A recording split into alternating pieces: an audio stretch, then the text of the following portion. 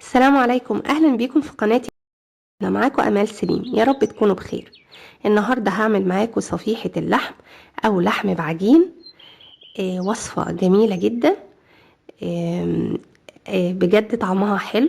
يعني العجين نفسه طعمه جميل، والتوبنج اللي من فوق بيكون طعمه حلو جدا، وبتتبيلة بجد رائعة. ينفع لأولادنا في المدرسة وينفع في الرحلات، بجد هيحبوه جدا. تعالوا نشوف هنعمل مع بعض صفيحة اللحم ازاي.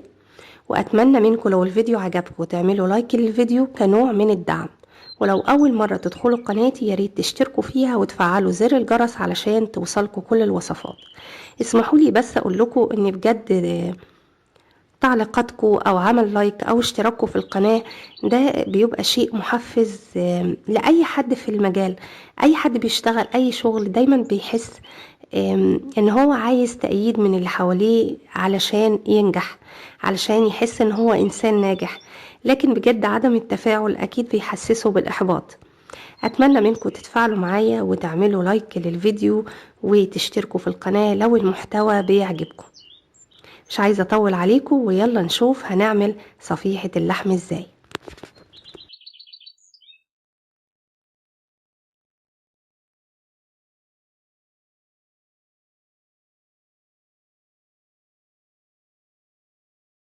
يلا نبدأ ونقول بسم الله. اول حاجة معايا بصلتين متوسطين الحجم، هقطعهم بالشكل ده وافرمهم في الكبة.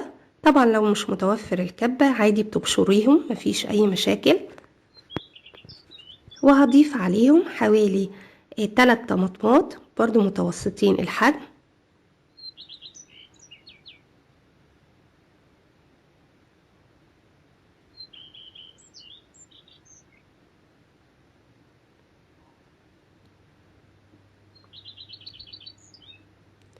وهفرمهم بالشكل ده.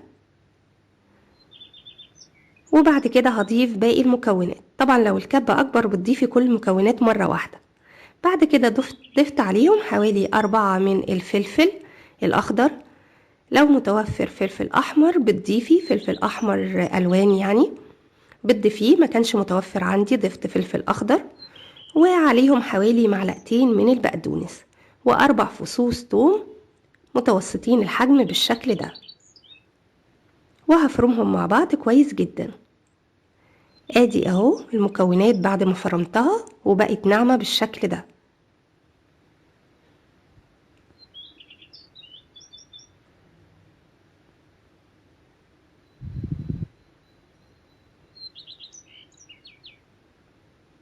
وضفت عليهم معلقة كبيرة من توابل اللحمة،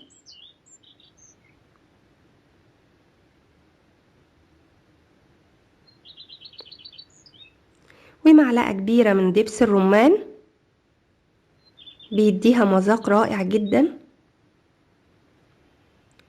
وحوالي نص معلقة صغيرة من الفلفل الأسود، ومعلقة صغيرة من الملح. أنا الملح بعد ما هخلص خالص هدوقه علشان أشوفه مظبوط ولا لأ. بعد كده ضفت عليهم معلقة كبيرة من الصلصة. هي أخدت معايا حوالي معلقة صغيرة وربع من الملح. والملح ده طبعا حسب رغبتك، دوقي الخليط بتاعك بعد ما يخلص وشوفي الملح كده مظبوط ولا محتاجة تزودي ملح كمان. وهضيف عليهم 2 معلقة كبيرة من الزيت.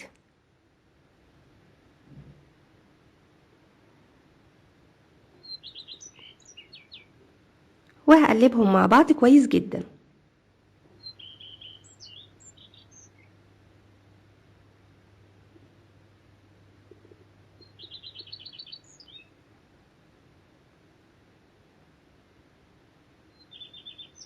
بعد كده ضفت عليهم نص كيلو من اللحمة المفرومة، وممكن تضيفي كمية لحم اكتر.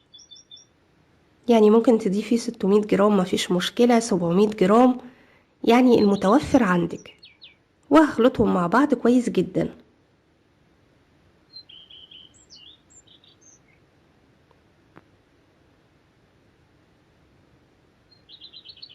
وهسيبهم على جنب. وبعد كده هروح اجهز العجينة بتاعتي. عبارة عن كوبايتين من اللبن الدافي، لازم اللبن يكون دافي علشان الخميرة تشتغل.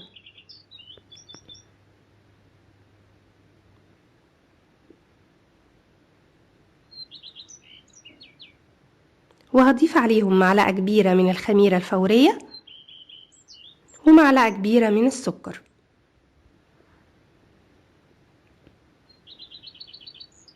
وهقلبهم كويس جدا لحد ما السكر والخميرة احس ان هما دابوا.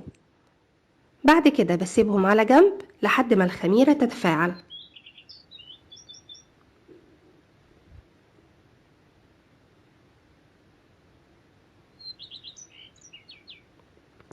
ومعايا كيلو الا ربع من الدقيق متعدد الاستعمالات، يعني حوالي 5 كوبايات معيارية.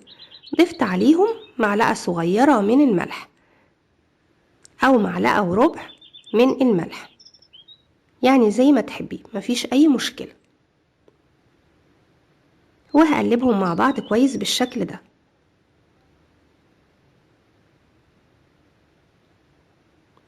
هنا الخميرة كانت ابتدت تشتغل، هبتدي انزل عليها بالدقيق بشكل تدريجي كده الاول لحد ما يبتدي يتقل. هعجن بايدي.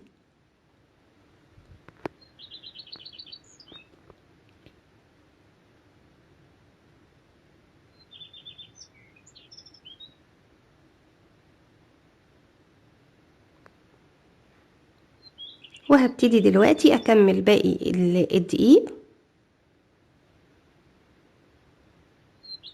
واعجن بايدي بالشكل ده. طبعا زي ما انتي شايفة الدقيق خلاص يعني امتص كل السوائل اللي انا حطاها. فهنزل عليهم ربع كوباية من المية الدافية، يعني كل السوائل اللي احنا حطيناها عبارة عن كوبايتين وربع. كوبايتين من اللبن الدافي حطيناهم في الاول، وربع كوباية من اللبن الدافي حطيناهم بعد كده. طبعا الربع ده ما تضيفيهوش في الاول عشان بيختلف العجين. وضفت عليهم ربع كوباية من الزيت، وهعجن فيهم كويس لحد ما تلم زي ما انتي شايفة كده. اهي لمت معايا وبقى القوام بتاعها جميل جدا. شايفة طريقة ازاي؟ طبعا انا دايما بخلي جزء من السوائل على جنب لان نوع الدقيق بيختلف في امتصاصه للسوائل. وجبت بولة ودهنتها بالزيت ونزلت فيها العجين وهغطيه وهدفي الفرن حوالي 5 دقايق مش اكتر، واطفيها وادخل فيها العجينة علشان تخمر. خدت معايا حوالي ساعة الا ربع وكانت خمرت وتضاعفت بالشكل ده. طبعا هفرغ منها الهواء الاول وبعد كده ابتدي اشتغل فيها مباشرة.